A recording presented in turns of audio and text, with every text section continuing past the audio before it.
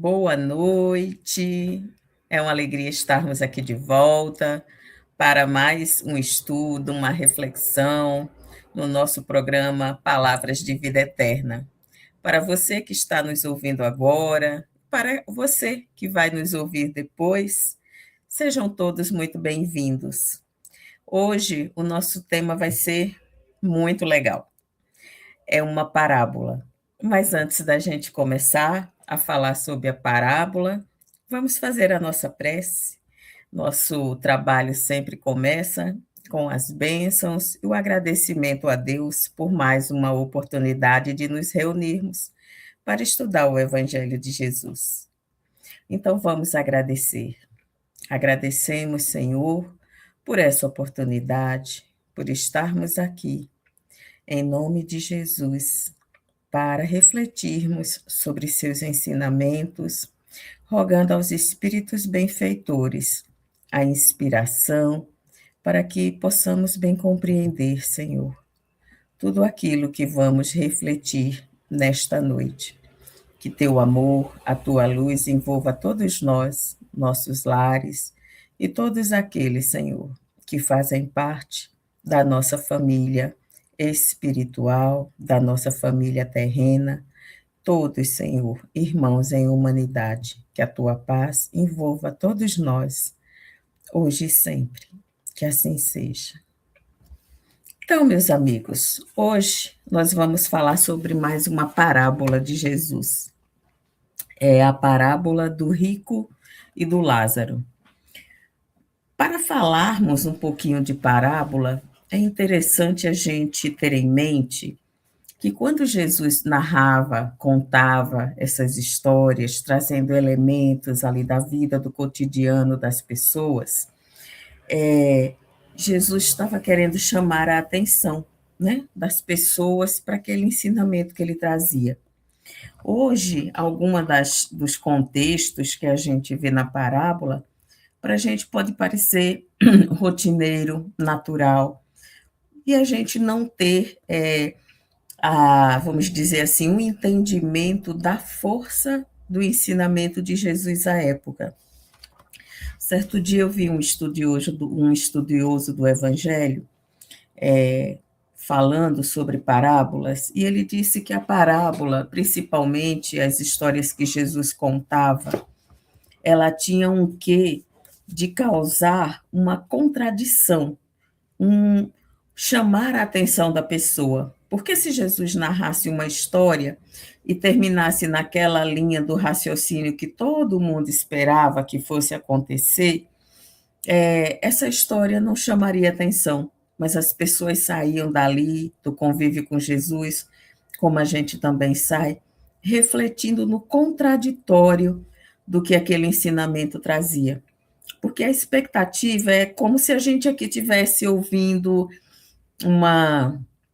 vendo um filme, vamos falar assim, e quando a gente vê a temática do filme, se é um drama, se é um romance, a gente já tem uma certa predisposição a entender o final daquela história, né? Quando a gente fala de romance, por mais que haja desencontros no meio da história, a gente sabe que no fim vai dar tudo certo, aquele casal ali vai estar junto, né? Quando é um drama, a gente sabe que vai ter uma partida, algo assim.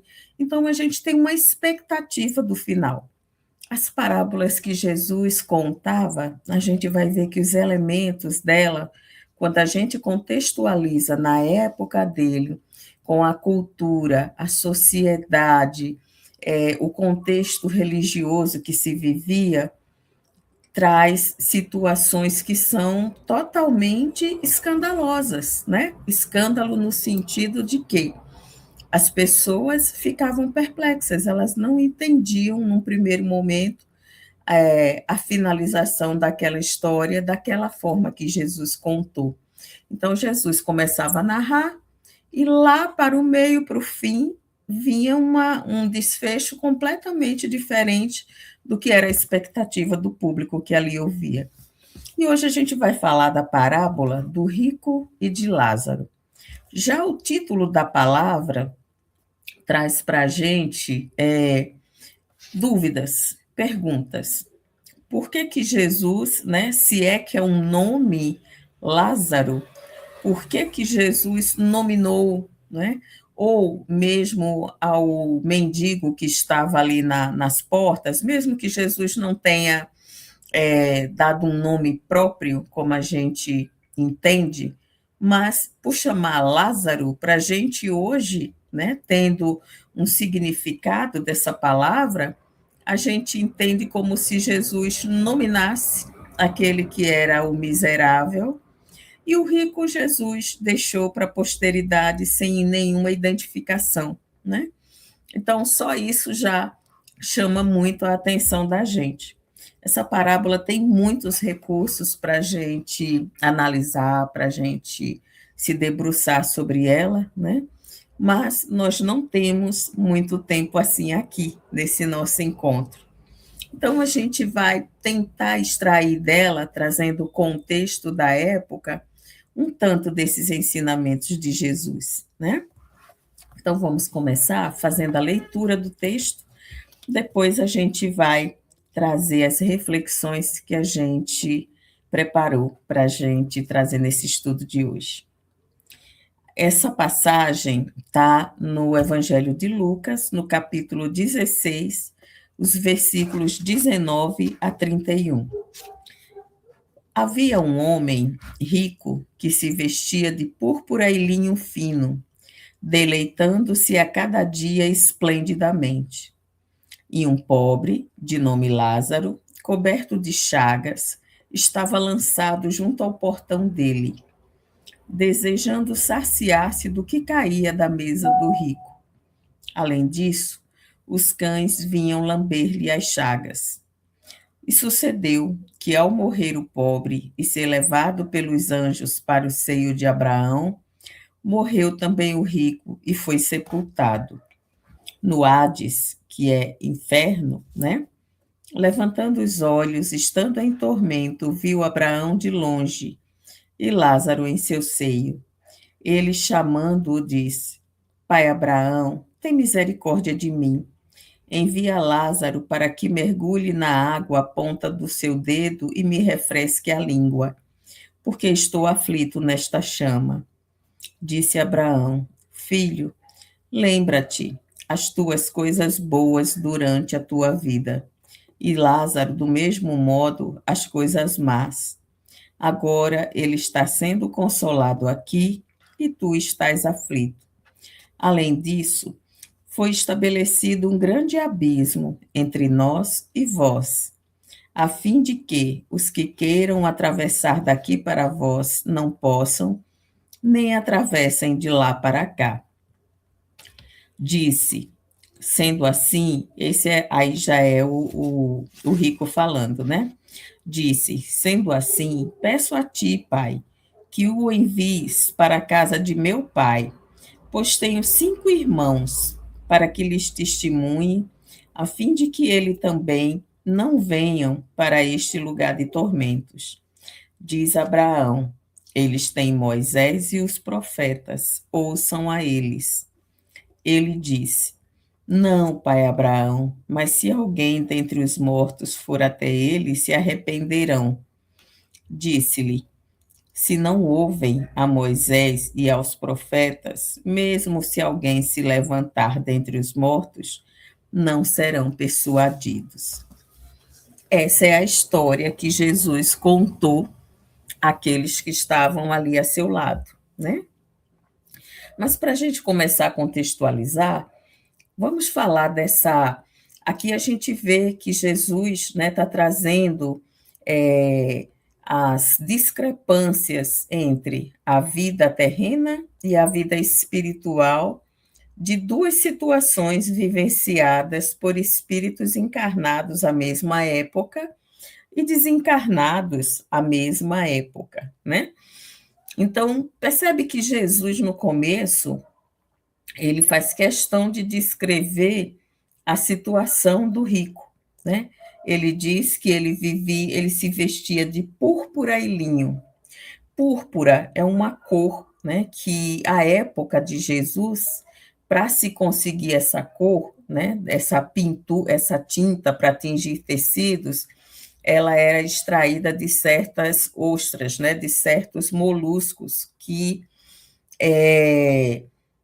para se conseguir um pouquinho dessa tinta, isso a gente encontra aí no Google, né? Para se conseguir um pouquinho dessa tinta, você tinha que ter mais de 1.000 ostras para você tirar um pouquinho de tinta. Então, vocês imaginem um tecido, né, como uma roupa, uma veste de um homem todo tingido de púrpura. E era uma tinta que também não era produzida ali em Israel, né? Ela vinha, eu acho que de Tiro, que é outra cidade que parece que fica onde hoje é a Turquia, não tenho muita certeza, mas enfim, ela vinha de uma região que não era ali dos arredores onde Jesus estava contando essa história. E o linho era um linho puro, né? Fino, era um tecido fino, leve, caríssimo. Então, conta-se que para uma veste dessa, né, de púrpura e linho, cálculos, estimativas feitas, né, por estudiosos, diz que isso equivaleria a 7 anos de salário de um trabalhador comum daqueles que estavam ali, uma veste dessa. Então, daí a gente já consegue perceber que quando Jesus fala desse rico, não é uma pessoa só numa situação melhor que aqueles que ali estavam, né, numa situação comum. Era uma coisa de ser os líderes religiosos, uma coisa de pessoas com riquezas absurdas, né, diante da situação da população em geral. Era uma coisa de pessoas abastardas que tinham recursos muito além do imaginário daquelas pessoas que ali estavam. E aí Jesus traz um contraponto, não de uma pessoa comum, mas de uma pessoa em miséria absoluta. Porque uma pessoa como a condição de Lázaro, o corpo, a veste dele devia ser farrapos, coberto de feridas. Então, e aí se coloca essa figura, essa pessoa, na porta desse homem que vivia diariamente se deleitando, se banqueteando, quando que na época a alimentação era uma coisa também difícil de se conseguir. Então, banquete diariamente, estar se banqueteando, era uma situação inimaginável, né? Era um desperdício de comida. E o Lázaro estava ali no portão dessa criatura. Então, existia o portão como Jesus trazendo uma figura de linguagem de um divisor da opulência que estava atrás daqueles muros e da miséria que estava ali às portas daquele homem, né? E quando aqui Jesus comenta que o Lázaro desejava as migalhas que caíam da mesa daquele rico, é que naquela época não se usava tecidos, guardanapos para se limpar as mãos, se comia com as mãos no prato, né? Então, uma comida gordurosa se limpava as mãos com um pedaço de pão. Então, se pegava o pedaço de pão, limpava-se os dedos e jogava aquelas migalhas do pão no chão. Então, quando Jesus disse que Lázaro desejava aquelas migalhas, está dizendo que a fome dele era tanta que ele queria aqueles pedaços de pão que o rico desprezava para limpar as mãos, né? Então, aí a gente vai vendo quanto que Jesus estava colocando aquelas pessoas ali reflexivas diante dessa história, para entender aonde isso ia se dar, né?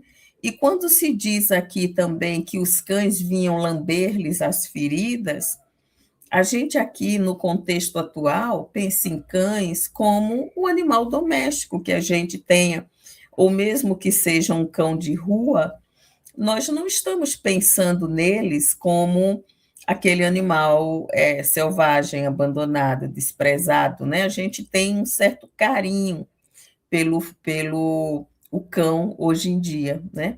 Um olhar mais carinhoso. A gente vê hoje as pessoas em situação de rua andando acompanhadas de cães. Essa não era aquela realidade. Então, o Lázaro estava tendo os cães lambendo-lhes as feridas, porque nem forças, talvez, para espantar os cães ele tinha, porque aqueles cães eram animais que eram considerados impuros, né? Eram animais carniceiros que viviam na rua, não eram animais do cunho doméstico, eram animais que viviam procurando do que se alimentar também, assim como Lázaro, né? Então, essa situação era uma situação deplorável, né, para qualquer judeu naquela época. Então, Jesus colocou de um lado aquele que tinha uma vida opulenta, abastada, e do outro a miséria sem nenhum consolo. Então, quando a gente olha para essa história, a gente já vai vendo essas contradições, né? Ali da vida material. Mas, para além dessas questões que a gente agora se situou, né, da vivência da época, a gente precisa entender o lado espiritual. Para os judeus, você ser rico, você ter vida longa, você ter prosperidade material, significava que você era abençoado por Deus. Você ter filhos, muitos filhos, uma prole grande, eram bênçãos de Deus. Se você, ao contrário, não tivesse prosperidade, não tivesse riqueza, não tivesse filhos, você era amaldiçoado, né? Então, Deus tinha algo de punitivo em relação a você. Então, quando a gente vê essas situações, as pessoas na época estavam vendo o rico como o abençoado, esse miserável Lázaro, não é? Aquele que Deus abandonou, que Deus não amava, né? E Jesus aí traz a reviravolta dessa ideia, porque se considerava, e eles ali não estavam pensando em vida futura de uma forma diferente, se acreditava que quando saísse da terra, continuaria daquela mesma forma. Ele já foi amaldiçoado, esse é um abençoado. E Jesus mostra um contexto completamente diferente. Jesus coloca o miserável no seio de Abraão, Abraão aqui simbolizando Deus, o Pai, e o rico ardendo nas chamas de um inferno eterno. Olha como Jesus trouxe a situação. Aí a gente agora vai ver o contexto espiritual disso tudo, né? Aí a gente vai ver que o diálogo todo acontece com o rico.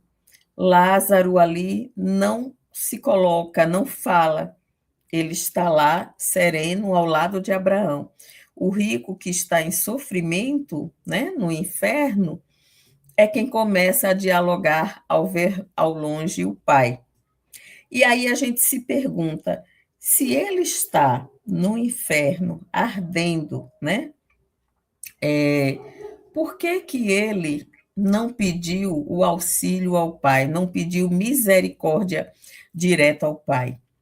Pediu ao pai que mandasse Lázaro vir servi-lo. Então ele ainda considerava Lázaro como um inferior a ele, né? Considerava que Lázaro tivesse essa obrigação de vir atendê-lo, de trazer um pouco de alívio ao seu sofrimento, mas não teve coragem de pedir ao Pai misericórdia para retirá-lo daquela situação. Aí a gente vai entender que Jesus está falando para a gente que as nossas expiações, as nossas culpas, a nossa consciência culpada é que nos coloca nessa posição de sofrimento, de dores, que nessa contextualização está aparecendo como penas eternas, né? E aí, quando Abraão diz para ele que quem está onde eles estão não pode atravessar para onde o Lázaro está, para onde o rico está, e que o rico também não pode sair dali para lá, se a gente não tiver a visão espiritual, a gente vai acreditar que existe céu e inferno como posições eternas dos espíritos quando desencarnam. E assim não é, não é? A gente precisa entender que naquele momento o rico não consegue alcançar uma posição que seria o céu da paz, da consciência, porque ele sabe as faltas que ele cometeu. Então, nessa condição, ele ainda se autopune naquela região de sofrimento. E que quando diz que Lázaro não pode passar de lá para vir auxiliá-lo, o que Jesus está querendo dizer é que o espírito não retrograda, não é? Que Lázaro não ficaria ali subserviente a ele, porque Lázaro cumpriu aqui na Terra, né, naquela encarnação, com os compromissos que ele assumiu. Porque o que a gente precisa entender? O que define as nossas posições encarnados aqui no mundo é o nosso planejamento reencarnatório. Nós somos espíritos imortais e Deus, como Pai amoroso, representado na figura de Abraão, jamais nos deixaria em penas e sofrimentos eternos. Deus é justo, é bom e é misericordioso. E Deus nos dá a cada reencarnação as possibilidades de nos reabilitarmos diante da nossa própria consciência.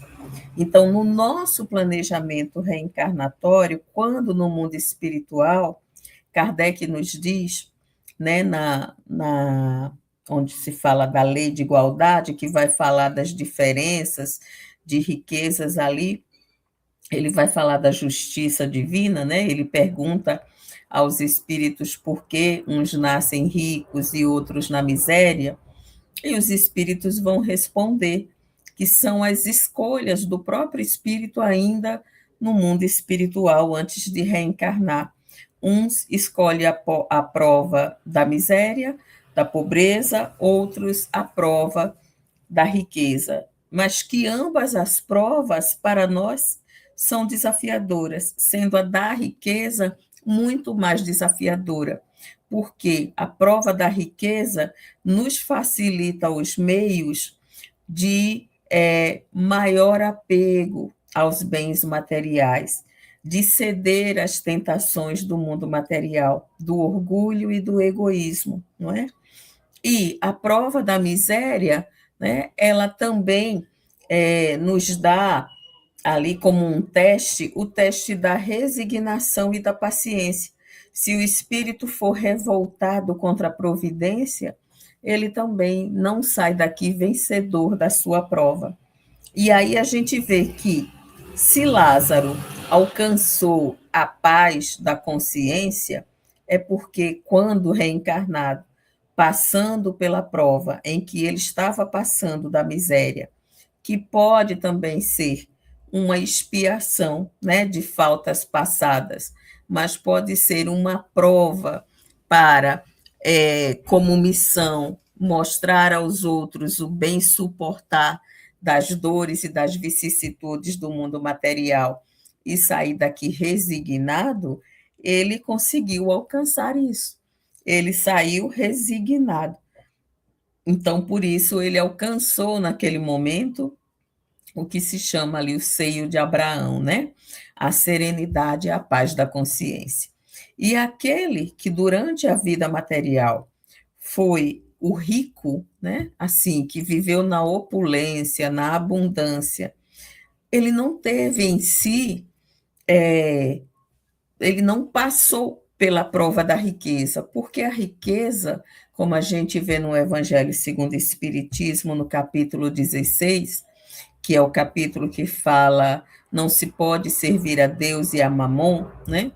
A gente vê que ele adorou, né, que ele se apegou demais às posses materiais, à opulência, né, viveu ali regaladamente, mas o recurso foi todo empregado aos seus prazeres sensoriais e à sua vida material.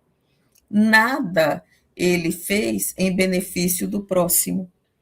Ele não teve caridade para com o próximo, né? Então, o que Jesus quis mostrar não é que a riqueza seja concedida por Deus quando num planejamento reencarnatório o espírito assim o pede. Não é uma, vamos dizer, uma fonte de perdição para nós. É uma prova muito arriscada, mas que o espírito tem condição de vencer. Porque a riqueza, ela existe no mundo para nos auxiliar ao progresso. Se a riqueza fosse dividida igualmente, como os espíritos nos dizem no capítulo 16 do Evangelho segundo o Espiritismo, igualmente entre todas as pessoas da Terra, logo essa igualdade estaria desfeita, porque alguns não são previdentes para conservá-la e outros não são ativos o suficiente e inteligentes para fazê-la prosperar. Então, logo alguns estariam com mais e outros com menos do mesmo jeito. Mas isso não quer dizer que aquele que tem a riqueza não tenha o dever moral de auxiliar aquele necessitado, o fraco, né? Então, a riqueza existe como elemento de progresso. Ela se concentra em mãos, em que isso muda de posição, né? Ela se concentra na mão de alguns, para que dali ela possa gerar um foco de luz e de progresso na ciência, na tecnologia, né? Se não tivesse recursos concentrados, a gente não teria como desenvolver medicamentos, desenvolver uma produção de alimento de forma mais ampla, né? A biomedicina, a biotecnologia. Então, ela se concentra para que daí haja o progresso no planeta. E os espíritos dizem que cada um de nós ou já teve ou a terá, né? E que, a depender do uso que dermos aos recursos que não são nossos, tudo vem de Deus, mesmo o recurso que a gente aqui receba pelo nosso esforço, pelo nosso trabalho, não nos pertence. Somos apenas mordomos da propriedade de Deus. O que é nosso é aquilo que, ao partirmos daqui, podemos levar. É o aprendizado. Então, a prova da riqueza, ela vem para nós para que a gente aprenda a caridade e a abnegação. E para aquele que passa pelas dificuldades, a miséria, a doença, é uma prova de paciência e resignação. Essas são as virtudes que a gente precisa angariar diante das provas que somos colocados, além de tantas outras, né? Mas Jesus, trazendo essa parábola, ele quis mostrar para a gente que a nossa condição no mundo espiritual, ao retornarmos, que é a nossa verdadeira vida, nossa verdadeira pátria, vai depender de como nos comportamos aqui. E outra coisa bem interessante que a gente vê aí Jesus trazendo é o diálogo onde o rico pede para que ele envie Abraão para avisar os seus 5 irmãos que essa situação que eles estão vivendo, para que eles se arrependam, né? Então, o arrepender-se, João, o Batista, vivia chamando as pessoas: arrependei-vos, endireitai os caminhos. O arrependei-vos é uma mudança de conduta. O arrependimento não é só, puxa vida, eu não deveria ter feito aquilo. É uma mudança de conduta, é uma mudança de caminho, de rumo, né?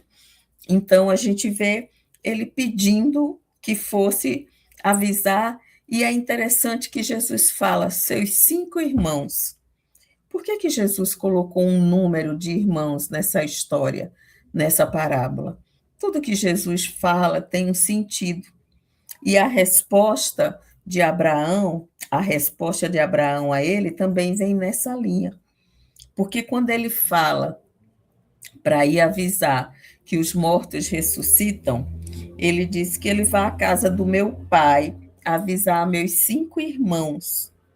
E aí, quando a gente vai ver um pouco dessa interpretação social, né, cultural da época, alguns estudiosos dizem que Jesus quis se referir à Torá, porque a Torá são os 5 livros, né, que os judeus consideravam como livros sagrados, escrito por Moisés, que vai da Gênese ao Deuteronômio.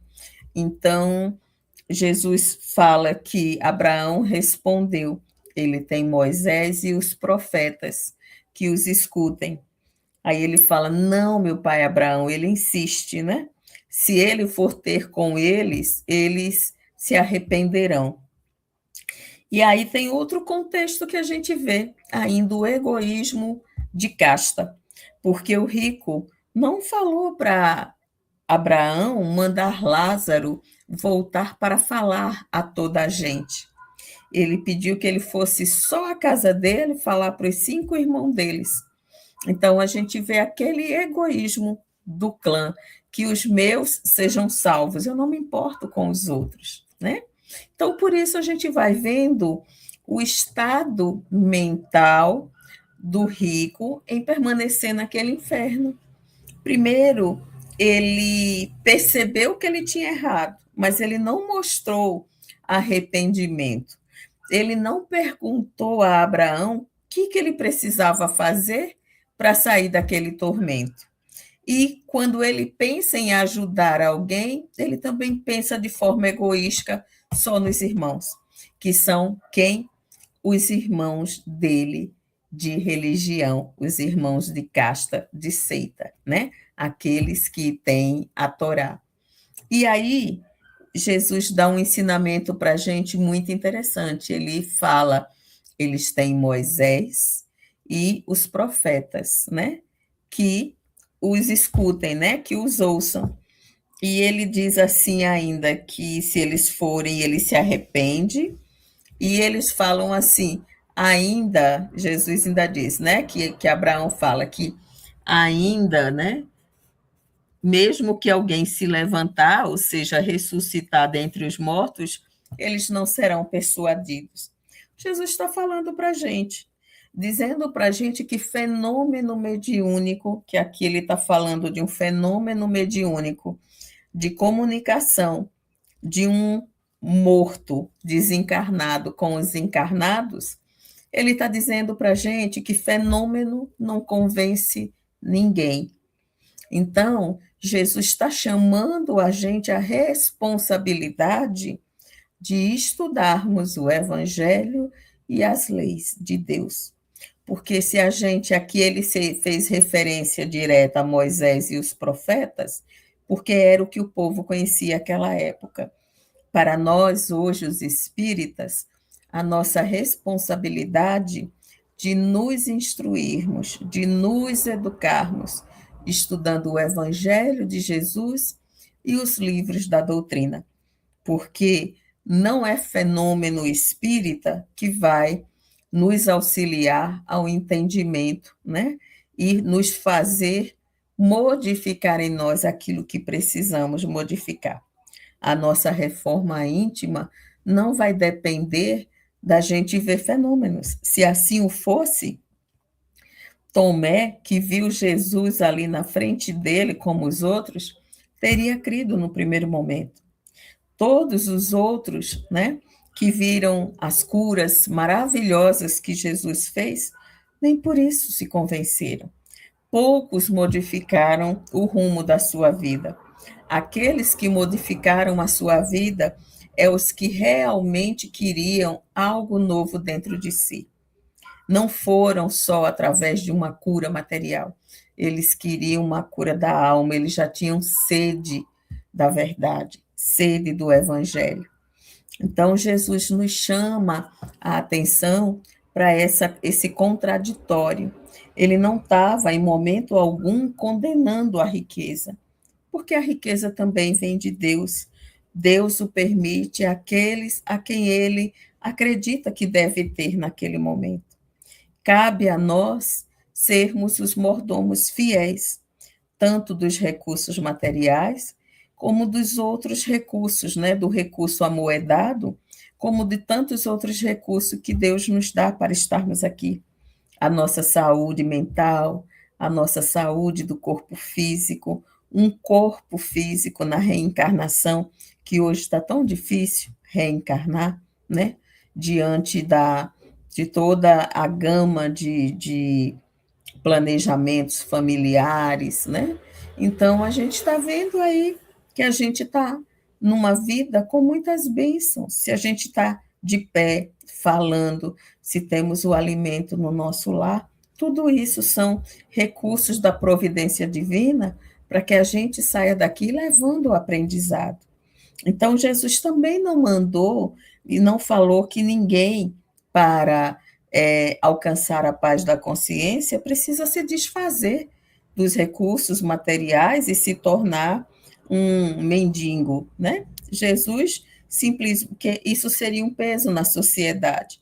Jesus quis mostrar para a gente olhe para o fundo do nosso sentimento para ver quanto nós carregamos ainda lá dentro de situações de apego aos bens materiais, de apego aos entes queridos. Então, ele quis mostrar para a gente que o nosso apego que nos leva à perdição. Não é o fato em si de sermos mordomos, administradores de recursos da providência. Nós, se assim o recebemos, como os Espíritos nos ensinam, devemos orar e pedir a Deus: Deus, tu me deste mais um encargo. Dai-me, Senhor, forças para me conduzir de acordo com a vossa determinação. Né? Então é isso que a gente deve entender. Essa parábola é linda, é muito rica, vale a pena a gente se debruçar sobre ela, relê-la com calma e extrair dela muitos elementos que vão tocar no nosso coração. E esse é o convite que eu faço para vocês, que voltem a estudar a essa parábola, que voltem a buscar no Evangelho segundo o Espiritismo, as mensagens que estão no capítulo 16, são de uma riqueza belíssima e que vão completar muito esse nosso estudo. Então, meus amigos, eu agradeço a presença de vocês conosco e os convido agora a fazermos a nossa prece para encerrarmos o nosso encontro de hoje. Então, vamos agradecer. Agradecer a Deus, nosso Pai, pelas riquezas da vida, da saúde, da abundância, Senhor, de termos um lar, de termos a nossa família. E, Senhor, se assim não tivermos, também te pedimos força, coragem, resignação e paciência para passarmos pelas provas que nós mesmos te pedimos, porque nos foi concedido, Senhor, na certeza de que temos o amparo dos amigos benfeitores que estão ao nosso lado, nos dando bom ânimo para que possamos seguir adiante e sairmos daqui vencedores sobre nós mesmos. Muito obrigada, Jesus, que tenhamos uma semana de muita paz. Que assim seja.